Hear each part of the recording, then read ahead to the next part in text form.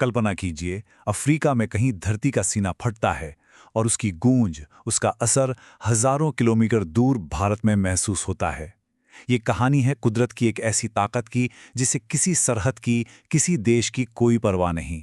एक ऐसी ताकत जो धरती के एक कोने से उठकर दूसरे कोने तक अपनी मौजूदगी का एहसास करा सकती है।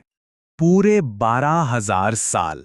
सोचिए जरा, इतने लंबे वक्त से एक ज्वालामुखी बिल्कुल खामोश था, जैसे कोई गहरी नींद में सो रहा हो। इससे बस ये अंदाजा लगता है कि प्रकृति कितने सब्र से बिल्कुल सही मौके का इंतजार करती है।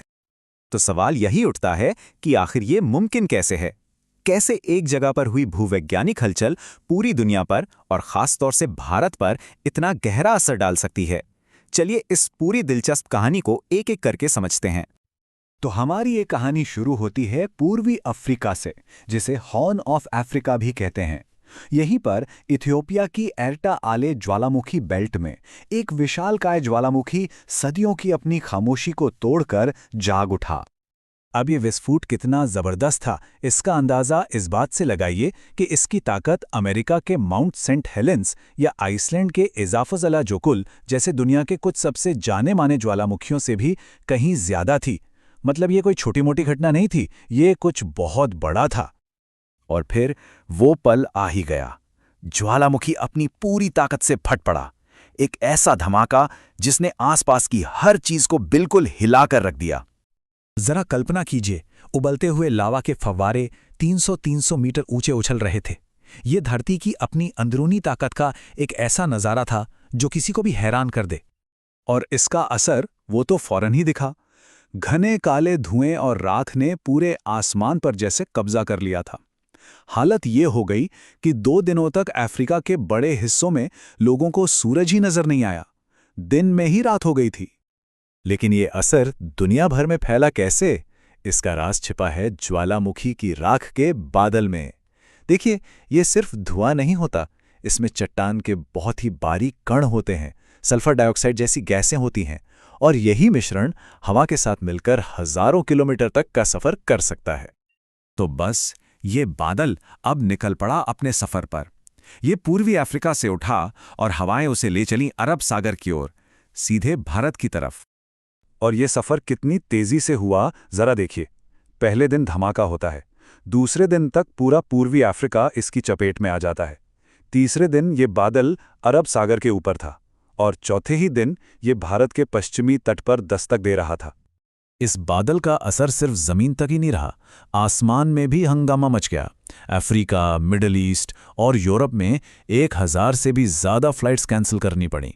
सोचिए, पूरी दुनिया का ट्रैवल और बिजनेस जैसे अचानक रुक सा गया था। और अब कहानी का फोकस पूरी तरह से भारत पर आता है। देखते हैं कि जब इस बिन बुलाए मेहमान ने भारत में दस्तक दी तो अपने साथ क्या क्या लेकर आया। मोटे तौर पर कहें तो भारत पर 5 बड़े असर हुए। हवा बेहद खराब हो गई, तापमान अचानक गिर गया, बिना मौसम की बारिश होने लगी, फ्लाइट्स में दिक्कतें आईं, और हां, खेती पर भी इसका थोड़ा बहुत असर देखने को मिला। सबसे पहला और सबसे खतरनाक असर था हवा पर। गुजरात और महाराष्ट्र जैसे पश्चिमी राज्यों में एयर क्वालिटी इंडेक्स यानी AQI खतरनाक लेवल पर पहुंच गया। मतलब हवा इतनी जहरीली हो गई थी कि सांस लेना तक मुश्किल था, जो लोगों की सेहत के लिए एक बहुत बड़ी चिंता थी। लेकिन बात सिर्फ प्रदूषण पर खत्म नहीं हुई। राख के इन कणों ने सूरज की रोशनी को ही रोक लिया। नतीजा, कुछ जगहों पर टेम्परेचर 1 से 2 डिग्री सेल्सियस तक नीचे चला गया। और कमाल की बात तो ये थी कि हवा में जो सल्फर डाइऑक्साइड था, उसकी वजह से कोंकण के तट पर बेमौसम बारिश होने लगी, जिसने सबको चौंका दिया। तो ये जो कुछ भी हुआ, ये सिर्फ एक लोकल घटना नहीं थी। ये असल में पूरी दुनिया के लिए एक वार्निंग थी, एक चेतावनी। इसने हमें एक बार फिर ये याद दिलाया कि हमारी ये धरती, हमारा ये प्लैनेट आपस में कितना ज्यादा जुड़ा हुआ है। एक जगह कुछ होता है और उसका असर पूरी दुनिया में महसूस होता है। तो सवाल ये है कि ये कितना सीरियस था? क्या ये कोई ग्लोबल तबाही थी? नहीं, उतना भी नहीं। ये कोई वॉल्केनिक विंटर वाली सिचुएशन नहीं थी जिसमें पूरी दुनिया का तापमान लंबे समय के लिए गिर जाता है।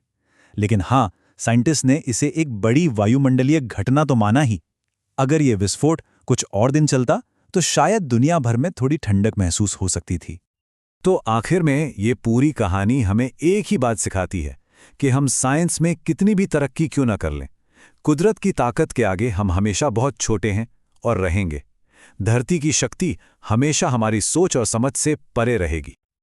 और ये सब हमें एक बहुत बड़े सवाल के साथ छोड़ जाता है। क्या इस तरह के ज्वालामुखी विस्फोट आने वाले कल में हमारे ग्लोबल क्लाइमेट के लिए एक बड़ा और अनदेखा खतरा बन सकते हैं? ये एक ऐसा सवाल है जो हमें अपने प्लैनेट के नाजुक बैलेंस के बारे में गहराई से सोचने पर मजबूर कर देता है।